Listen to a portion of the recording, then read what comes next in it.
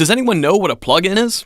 You know, fool know. Tell us, Mr. Audio.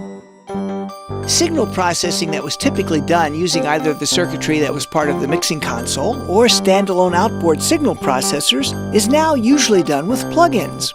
Plugins are software that can be included as part of the digital audio workstation package, or it can be developed by a third party. They use the signal processing power of the host computer, or the processing found on the added sound cards or proprietary workstation cards.